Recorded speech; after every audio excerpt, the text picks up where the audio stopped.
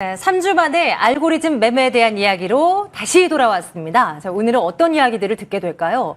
좀 제발 좀 좋은 얘기들이 좀 나왔으면 좋겠는데요. 자, 오늘은 로보피아 투자자문의 데이터 사이언티스트인 김윤보 과장과 함께 하도록 하겠습니다. 과장님 어서 오세요. 네, 안녕하십니까. 네, 많은 분들이 이 시간을 또 기다리셨어요. 그동안 네. 뭐 워낙 이 알고리즘 매매에서 시장에 대한 부정적인 이야기들을 많이 내놔가지고 예, 네, 그렇습니다.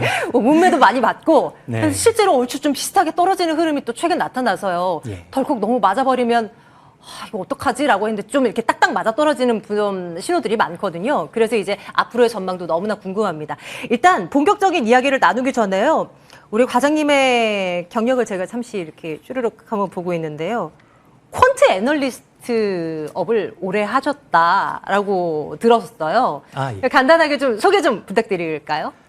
예. 예, 반갑습니다. 저는 그 로보피아 투자자문에서 데이터 사이언티스트를 맡고 있는 김유보라고 합니다. 우선은 이제 퀀트에 대한 설명을 좀 간단하게 드려야 될 것 같은데요. 이제 퀀트라는 단어 자체는 이제 계량적 분석, 우리나라 말로는 계량적 분석인데, 즉 영문으로는 Quantitative Analysis라는 단어의 줄임말입니다. 그래서 그걸 통해서 유출을 해보자면은 이제 금융시장에서 이제 주식이나 재무제표 같이 이런 실제로 측정할 수 있는 데이터들을 기반으로 시장과 종목을 분석하는 방법을 의미를 하는데요. 말로 설명드리기보다는 이제 보이시는 화면을 통해서 이제 퀀트 프로세스가 어떻게 진행되는지에 대해서 간략하게 설명을 드리자면, 우선은 이제 첫 번째로 금융, 지리, 소비 등 각종 데이터들을 확보를 하게 됩니다. 이렇게 확보된 데이터를 분석을 하기 위해서는 그 데이터를 모으고 처리하는 가공 과정이 필요한데요. 그렇게 데이터를 가공하는 과정을 진행을 하게 되고, 이제 마지막으로는 이렇게 가공된 데이터를 실제 분석을 해서 이제 증시나 종목들을 이제 분석을 하는데 필요한 여러 결과물들을 도출해서 이를 통해서 분석을 하게 됩니다. 그리고 이제 퀀트 애널리스트는 이제 이런 설명드린 방식을 통해서 네. 세상에 존재하는 여러 데이터를 모아서 그것들을 실제 분석에 활용을 하는 임무를 한다. 이렇게 설명드릴 수 있겠습니다. 네, 조금은 어렵게 느껴지나 그래도 이제 과장님의 설명에 이런 거구나라는 생각을 하게 돼요. 근데 지금 현재는 또 데이터 사이언티스트라는 이제 업이란 말이에요. 뭐예요? 데이터 과학자? 네, 이런 겁니까? 워딩 그대로 잘 네, 유출해 주신 것 같습니다. 네. 예. 그래서 그 데이터 사이언티스트라는 단어 자체도 간략하게 설명을 드리면은 그 단어의 유래 자체는 뭐 밀레니엄 직후에 2001년도에 윌리엄 클리블랜드라는 이제 과학자가 데이터 과학과 관련되는 그 기사를 썼는데, 그런 내용을 통해서 유출을 하자면은 결론적으로는 세상에 존재하는 여러 데이터를 관리를 하고 분석을 해서 이제 그거를 새롭게 데이터를 재가공해서 새로운 데이터들을 만들어내서 이거를 모든 산업에 응용하는 분석가, 이렇게 설명을 드릴 수가 있겠습니다. 이런 컨셉을 바탕으로 해서 저는 이제 대표님이랑 같이 글로벌 거래소에 있는 이제 2만여 개의 종목들에 대해서 실제 데이터를 모아서 분석을 하고 이제 회사의 알고리즘을 바탕으로 해서 투자 업무들을 수행을 하고 있습니다. 네. 뭐 다양한 자료들을 좀 준비를 하신 것 같은데요. 이에 관련한 학과도 있는 모양이에요? 네. 학과라기보다는 글로벌적으로 이제 우리나라랑은 다르게 전 세계적으로 이미 코딩이나 이런 데이터 사이언스 관련해서 여러 교육 인프라들이 사실 빠르면 90년대부터 갖춰지기 시작을 했습니다. 이제 화면을 보시는 게 더 이해가 쉬우실 것 같은데요. 요 내용이 이제 전 세계 주요 국가들의 옛날부터 현재까지 글로벌적으로 코딩에 대해서 의무 교육을 한 시점들인데, 이제 중국과 인도도 2001년, 10년도 했고, 옆나라 일본도 2012년도에 고교 과정에 편성을 의무화했습니다. 이렇듯 여러 국가들이 경쟁적으로 코딩에 대해서 의무 교육을 진행을 하고 있고요. 그리고 이제 이런 것들을 바탕으로 하고 해서 다음 화면들을 보시면은 이제 미국이나 영국 같은 주요 국가들은 이미 데이터 사이언스와 관련해서 학과들을 설립을 하고 2005년도에는 어느 정도 체계를 잡아두기 시작했습니다. 그래서 결과적으로 리스트를 보시면은 익숙하신 대학들이 많이 보이실 텐데, MIT라든지 이건 미국에 있고요. 임페리얼 컬리지 같이 영국과 같이 앞서 설명드린 그런 국가들이 이런 상위 학과들의 리스트에 이제 들어있다. 이렇게 좀 이해를 할 수 있겠습니다. 결론적으로 말씀드리면 우리나라랑 다르게 전 세계적으로는 이렇게 발빠르게 행보를 보이고 있다. 이렇게 설명드릴 수가 있겠습니다. 네. 그리고 이제 우리 시청자분들이 궁금해한 내용들로 이제 한번 들어가 보죠. 그래서 알고리즘의 시장을 지금 어떻게 내다보고 있는데, 이게 이제 우리 시청자분들이 가장 궁금해 하시는 거 아닐까 싶어요. 예. 일단 복귀부터 해드리면요. 6월 초였습니다. 6월 초에 우리 로보피아 이 대표가 출연을 하셔가지고 코스피 저점을 그때 이제 알고리즘에서는 2272포인트가 저점으로 보여진다라고 이제 전망을 한 바가 있었었어요. 그런데 최근 저점 지난 월요일이었죠. 지난 월요일에 2276까지 시장이 밀리면서 딱 알고리즘에서 내다봤었던 그 전망과 거의 한 4포인트 격차를 두고 거의 이제 근접한 수준까지 밀렸단 말이에요. 네. 그로부터 시간이 어느 정도 흘러왔습니다. 상황이 좀 바뀌고 또 이제 전망이라는 것도 계속 이제 바뀔 수가 있는 거니까요. 이제 알고리즘은 또다시 목표가를 더 낮추고 있는 건지 아니면 이제 상황이 바뀌어졌으니 이제 이거 좀 낮아지면서 좀 올라갈 것으로 내다보는지 이게 좀 궁금한 것 같아요. 네, 우선은 저희가 제시한 숫자보다 4포인트 차이가 난 것에 대해서는 조금 아쉽다 이렇게 말씀을 드릴 수가 있겠습니다. 욕심입니다. 그렇죠. 우선은 이제 그 앞서 이제 큰 하락이 있었던 이제 코로나 관련 이슈들을 먼저 간단하게 설명을 드리면 네, 좀 이해가 네. 쉬우실 것 같은데요. 네네. 이제 코로나 이슈가 시장에 반영되기 시작한 게 2020년 2월부터 시작이 됐습니다. 그랬었죠. 이제 우리 대표님께서 이런 하락 추세 속에서 1,442포인트까지는 하락할 수 있을 것 같다. 이렇게 정확하게 수치를 네, 그때 제안을 해주셨는데요. 얼마나 실제로 지수는 떨어졌죠? 실제로는 또 아쉽게도 1,439포인트가 3월 19일, 2020년 3월 19일 기자로 저점이었습니다. 그리고 그 다음날 3월 20일에 대표님께서 회사 내 밴드를 통해서 네. 확인된 바닥이라는 제목으로 네. 말씀을 남겨주셨고요. 그럼 지금은 어때요? 아쉽게도 올해는 아직 시장 바닥에 관련한 이제 확실한 말씀은 아직까지는 없으신 상태입니다. 그리고 이제 올해 같은 경우에는 이제 보이시는 화면 좌측을 보시면은 6월 20일 당시에 코스피가 2,480포인트였습니다. 그 이후에 2,300포인트가 이제 깨지기 시작했고 거기에 대해서 대응이 필요하다 그런 게 이제 회사 내 의견이 나왔고요. 그리고 목표가로 2,272포인트를 제시를 했고 네. 그 전후에서 지금 시장 일시적으로 이제 하락은 멈춘 상태이나 그러나 이제 시장 바닥을 확인하기 위해서는 시간이 조금 더 필요한 상태로 저희가 이야기를 했습니다. 그리고 이제 우측에 있는 이제 회사 알고리즘을 바탕으로 한 차트 내용을 보시면은 네. 이제 파란색인 경우에는 이제 매도. 매도, 네. 이제 리스크 관리 존에 네, 해당이 네. 됩니다. 그런 시그널 뜬 게 저 파란 화살표에 해당이 됐던데요. 그게 시점이 뜬 게 1월 14일, 1월 1월 초 14일. 중순에 해당이 됩니다. 예. 그때부터 하늘색 바탕이 계속 유지가 되다가 이제 3월 중순부터 2주 동안 잠시 숨고르기를 들어가면서 흰색 중립구역을 들어갔는데 여기서 다시 상승해줬으면 투자자분들이 이제 좋으셨을 텐데 아쉽게도 다시금 4월 초부터 파란색 영역에 들어가기 시작해서 네. 현재까지는 아쉽지만은 리스크 관리 구역에 아직도 진입이 돼 있는 상태입니다. 아직까지도 계속 파란색이 이어지고 있는 그런 상황인 네, 거군요. 그렇지만 이제 네. 최근 시점으로 봤을 때는 이제 오늘도 그렇지만 시장에 반등은 나오고 있는데요. 네. 이제 정확한 시점은 이제 좌측 화면에 있는 3번과 4번 중간 시점이 현재 저희 시장에 위치해 있는 위치입니다. 그래서 3번과 4번의 지금 중간 위치라고요? 네. 그럼 지금 4번은 저희 오른쪽이 네. 4번이 또 가파르게 내리꽂는 이 선이 그려져 있는데 이거 뭐 추가 하락도 가능하다는 얘기인 건가요? 네, 벌써 이제 저희 앵커님께서 이 알고리즘에서 어느 정도 설명이 이해가 많이 올라오신 것 그런가요? 같은데요. 제대로 네. 본 거예요? 네, 큰일인데? 제대로 보셨습니다.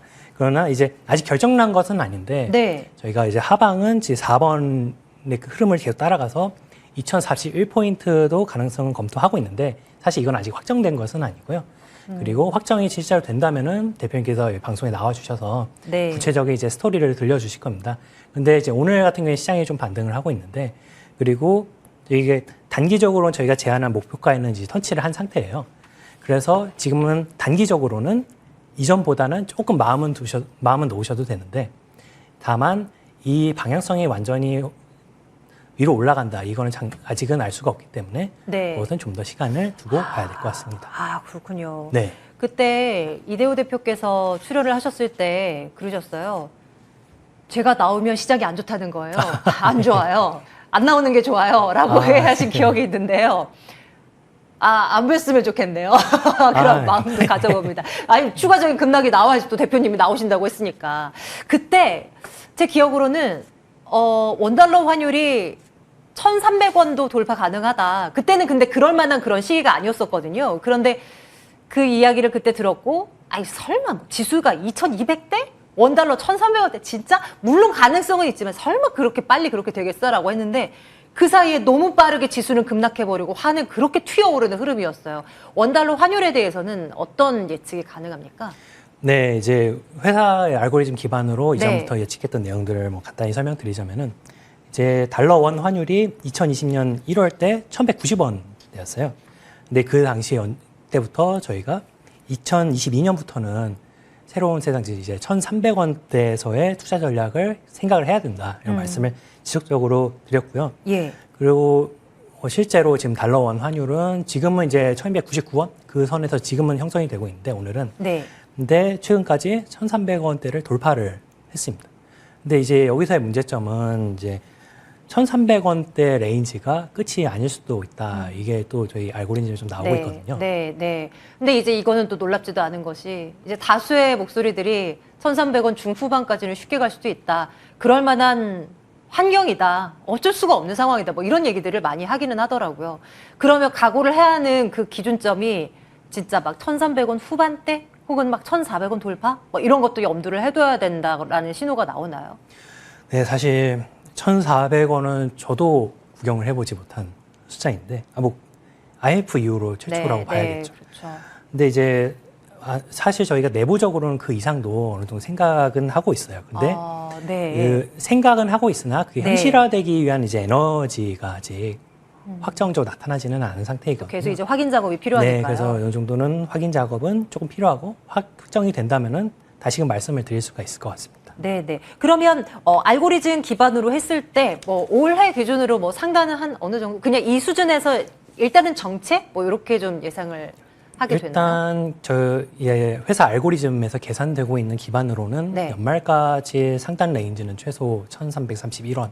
1,330원대, 31원. 예, 그리고 높게 본다면은 이제 1,383원, 80원대까지. 네, 그렇게까지 지금은 계산이 되고 있습니다. 네, 달러 인덱스 한번 볼까요? 최근에 달러 인덱스가 걷잡을 수 없이 오르죠. 원달러 환율이 치솟을 수밖에 없다고 이야기하는 것이 그냥 달러만 강하기 때문일 겁니다. 한번 지표 보면서 좀 설명을 들어볼까요? 예. 또 이제 그림을 함께 보시면 이제 달러 인덱스라는 것은 이제 글로벌적으로 달러화의 가치가 강하냐, 약하냐를 나타내는 숫자인데 높으면 높을수록 강한 거고 낮으면 낮을수록 약하다 이렇게 이해하시면 될 것 같고요. 일단 좌측 항목은 달러 인덱스의 연간 차트인데 이 수치가 처음 계산이 된 거는 1971년에 처음 계산이 됐어요. 그 이후에 이제 미국 닉슨 대통령 시절에 금이 없어도 달러를 찍어낼 수 있는 시대가 되면서 달러화의 가치가 글로벌적으로 급속하게 떨어지기 시작했고요. 그게 이제 70년대부터 이렇게 그래프 하락 추세를 보이는 게 보이실 텐데 그 내용이고 그리고 계속 52년 동안 고점 갔다 계속 이렇게 레인지를 낮추면서 2014년을 기점으로 반등을 해서 달러 인덱스가 지금 강세를 이어가고 있어요. 그리고 지금 현재 시점에서는 2001년도 당시 고점인 120.02포인트로의 진입 가능성도 지금 어느 정도 열리고 있는 상태입니다. 그리고 우측 화면의 경우에는 이제 달러 인덱스를 월간으로 시계열로 보고 있는 내용이고 저희 알고리즘에 기반한 차트가 같이 표시가 되고 있는데요. 점수가 100점이군요. 네, 그렇습니다. 그래서 2020년도부터 계속 노란색 바탕이 계속 유지가 되고 있는 걸 보실 수 있을 거예요. 그러면은 이렇게 하면서 고점도 계속 갱신이 되고 있는데 결론적으로는 저희 알고리즘은 노란색 바탕을 계속 유지하고 있기 때문에 상승 추세가 어느 정도 계속될 것이다. 이렇게 이제 얘기를 해주고 있습니다. 왜 이제 알고리즘의 분석 자료들을 이제 쭈르륵 보면서 이것이 이제 쭉쭉 보다 보면 이제 종합적으로 이제 시장을 평가하고 뭐 이런 것들을 해야 되는 그런 거잖아요. 예, 그렇습니다. 지금 말씀 주신 대로 자료를 보아하니 시장이 지금 바닥이 아닐 수도 있고 추가적인 급락을 또 예상을 할 수 있다는 포인트가 바로 여기에서 찾을 수 있지 않나라는 생각을 그렇습니다. 좀 하게 되는 것 같아요. 그래서 이제 환율이라는 것이 주가와의 상관성이 항상 무조건 있다 이렇게 장담은 할 수는 없거든요. 근데 다만 그 다른 과거 시장과 현재가 다른 점이 증시도 거칠게 움직이고 있는데 이제 환시장, 외환시장 좀 거칠게 움직이고 있어요. 두 시장이 모두 변동성이 크게 거칠게 움직이고 있기 때문에 지금은 주식시장 못지않게 환율시장의 변동성도 같이 체크를 해야 된다고 이제 생각을 하고 있습니다. 네, 이 모든 것의 원인을 쫓아가 보면 딱 그거죠. 지금 딱 떠오르는 것은 인플레. 네. 물론 이제 경기 침체에 대한 우려감도 있습니다만 그에 앞서서 인플레, 이 고인플레 현상이 계속 이어지면서 연준이 긴축 강도를 너무나 강하게 때려치면서 경기 침체가 온다. 뭐 이런 이제 맥락으로 가니까요. 그리고 인플레만 조금 잡힌다면 이것이 상황이 조금 달라지지 않을까 하는 예상을 또 해볼 수가 있을 텐데요. 최근에는 국제유가를 비롯해서 원자재 값의 급락세가 조금 심상치 않게 나타나서요. 물론 이게 경기 침체에 대한 우려라고 할지라도 어쨌거나 잡히는 건 잡히는 거잖아요. 이에 대한 뭐 알고리즘 어떤 식으로 전망을 하고 있습니까? 일단 이제 물가와 채권 시장에 대해서 설명을 네. 드려야 될 것 같은데 네, 좋아요. 그 전에 이제 글로벌 물가 지표들을 한번 살펴보면은 터키의 경우에는 54.8%, 우와. 아르헨티나는 60.7%, 네. 스리랑카의 경우에는 58%. 이게 상상할 수 없는 숫자들이 우리 지금 6%대 네, 뭐 이런 인플레이션 거잖아요. 지표로 지금 잡히고 있어요. 물론 각국의 상황이 다르겠습니다만 네, 그래도 네. 이게 이제 그 정도 수치면은 실생활이 어려울 정도의 이제 끔찍한 수치라고도 볼 수 있는데 그런 고인플레이션의 내용들이 언론에서 계속 보도가 되고 네, 있는 것도 네. 사실이에요. 그렇지만 실제 숫자를 보시면은 이제 그림을 보시는 게 좀 더 이해가 더 되실 것 같은데 네. 좌측 항목은 국제 유가의 차트이고요. 네. 오른쪽 천연가스의 차트입니다. 근데 이게 오. 조금 이상한 점을 느낄 수가 있는데 뉴스에는 초인플레이션이라는 얘기가 나오는데 천연가스는 파란색이 방금 설명드린 것과 같이 매도 신호입니다. 네. 천연가스는 더 이미 떨어질 매도- 가능성을 예, 열어두는 거죠. 예, 리스크 오히려 가격이 하락하니 리스크를 주의해야 된다는 위험 신호가 파란 신호, 천연가스에 오히려 잡히고 있고요. 네. 유가도 고점 대비는 크게 하락해서 노란색이 아니라 흰색, 즉 알고리즘 기반으로 중립 영역으로 이미 들어와 있는 상태예요. 네, 네. 그리고 이제 선물 시장에서는 유가는 고점 대비 18% 이상, 천연가스의 경우 이미 40% 이상 하락한 상태이고요. 곡물 가격, 밀 같은 경우에는 30% 이상, 옥수수도 25% 정도 각각 모두 고점 대비 크게 하락한 상태입니다. 그래서 언론이나 이제 그런 경제 지표상으로는 초인플레이션이 나오고 있지만 이미 저희가 데이터를 확인을 했을 때는 알고리즘 상에서는 이미 가격 하락이 이야기가 나오고 있고 그리고 채권 시장에서 미국채 기준으로 수익률이 3.5%에서 지금 2.9%까지 급격하게 떨어졌거든요. 이게 네. 하락한 이유는 위와 같이 에너지와 곡물 가격 등 주요 지표들이 하락한 것이 주요 근거라고 볼 수가 있겠습니다. 요것만 놓고 또 본다고 하면 그동안 우리가 그렇게나 걱정을 하고 우려를 했었던 인플레이션이 조금은 정점을 찍고 이제 피크아웃 구간에 들어갔나 하는 생각을 또 하게 된다는 말이죠. 그럼에도 불구하고 이제 곧 닥칠 연준의 FOMC 또 우리 금통위도 그렇고 또 숱한 어떤 주요국 중앙은행들은 그래도 금리를 더 빨리 올려야 되고 더 크게 올려야 되고 이걸 외치고 있는 것 같아요. 그거는 어떻게 이해를 해야 되는 건가요? 이제 정책 기관에서 나오는 메시지나 뭐 그런 것도 중요하지만 무엇보다 중요한 것은 데이터를 확인하는 게 무엇보다 중요합니다. 그래서 이제 그런 귀로 들려지는 소식에 네. 먼저 반응하시기보다는 그런 소식을 들으셨을 때 이제 회사에서 제공하는 알고리즘 기반 수치를 보시거나 아니면 실제 숫자를 투자자 직접 보시거나 즉 결론은 데이터를 반드시 확인하시는 게 중요하고요.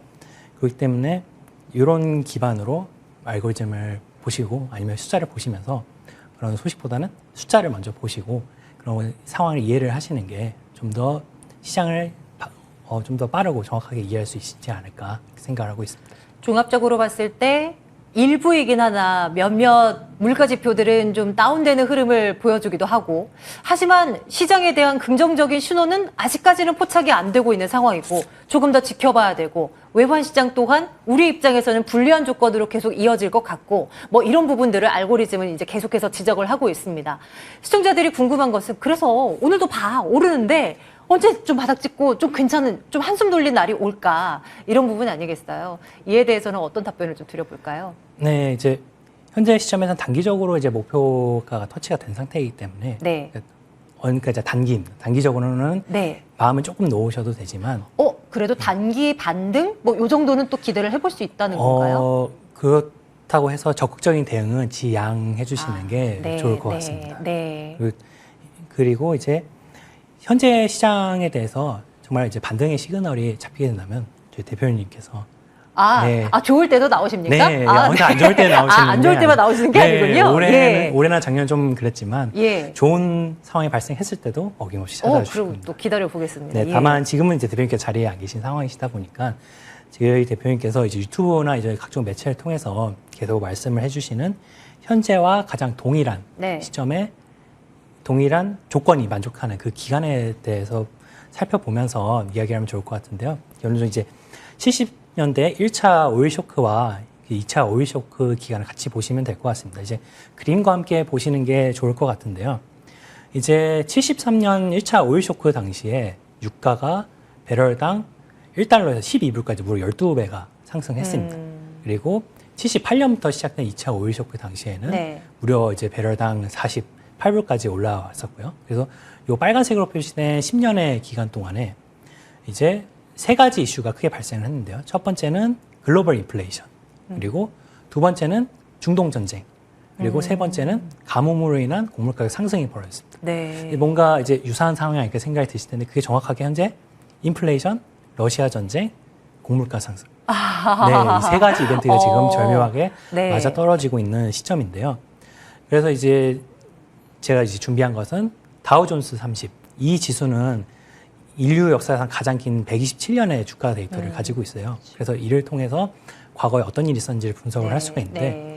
이 127년의 기간 중 인류 최악의 박스권 장이 있었는데 그게 바로 이제 2차 세계대전 이후에 63년도부터 83년도까지 무려 20년의 박스장이 있습니다. 아, 미국장은 매번 올랐다고 생각했는데 이렇게 길게 시기열을 놓고 보니까 또 그렇지도 못했네요. 네, 그렇기 때문에 그러니까 코스피의 경우에도 오래되긴 했지만 미국에 비해서는 지금 금융시장 역사가 짧거든요. 네, 네. 그렇기 때문에 더욱더 긴 시계열 데이터를 확인해야 되는 이유가 바로 거기에 있습니다. 그래서 과거 사례를 보면은 무려 20년의 박스 기간 동안 제가 제시해드린 기간이 무려 10년입니다. 네. 그래서 무슨 말씀을 하고 싶으신 건지 대충 감이 와서 예, 그래서 두렵네요. 네, 그래서 이 기간 동안에 무려 박스권 탈출까지 10년이 걸렸는데 네. 이 역사가 이제 조건이 똑같다고 동일하게 반복되지는 않습니다. 그렇겠죠. 네, 다만 조건이 네. 매우 유사한, 매우 거의 동일한 상황이기 때문에 지금 시점에서는 최소 3에서 5년 정도 시장이 좀 갇힐 수도 있다는 가능성은 네, 어느 네. 정도 고려를 해주셔야 될 것 같습니다. 그러니까 막 추가적으로 더 급락이 나온다 뭐 이런 이야기보다도 이 상태에서 계속 이제 머물러 있고 반등이 나온더라도 짧고 또 다시 밀리고 이런 것이 꽤 오랜 기간 이어질 수 있다라는 말씀이신 거죠. 네, 이게 지금도 답답해 죽겠는데 이걸 또 네. 어떻게 또 수년이나 기다립니까? 네, 그 투자자분들에게는 좀 고통스러우실 수도 있긴 하지만 네. 일단은 이제 데이터 분석의 결과가 이렇게 나오고 있는 상태이기 때문에 그 결과에 대해서 어느 정도 감안을 해주셔야 될 것 같고요. 그런데 또 이런 대세 하락 또는 박스권이라고 해서 모든 종목이 안 좋은 것이 아닙니다. 어떤 업종은 또 좋을 수도 물론 있고, 그렇겠죠. 네, 또 이런 박스권 장세 속에서도 과거 코스피 이제 2010년대 중반 박스권에서도 그런 예를 들면 이제 아모레퍼시픽 같은 네. 종목과 업종에서는 상승하는 것들이 나왔습니다. 네. 그렇기 때문에 이제 종목과 업종이 잘 관심을 가지면은 이런 박스권 장세에도 충분히 살아남으실 수가 있고요. 그리고 이제 회사 알고리즘을 통해서는 이제 무려 2만 개의 글로벌 종목들이 지금 준비가 되어 있습니다. 그러니까 이 종목들에서 시그널 또는 이제 이런 차트, 이런 저희 알고리즘이 제안하는 이런 데이터 지표들이 좋게 나오는 종목들을 유심히 보시고 접근을 해주시면은 거기서 답을 어느 정도 또 찾으실 수 있을 것 같고요. 네. 그래서 마냥 이제 의기소침하시기보다는 좀 예, 화이팅 해주시면 좋은 결과 있을 것으로 생각하고 있습니다. 결국은 진짜 우리 개인 투자자분들 공부해야 되겠네요. 뭐 이제 알고리즘 이런 뭐 기법들을 토대로 해서 내가 원하는 그런 기준점들을 세워서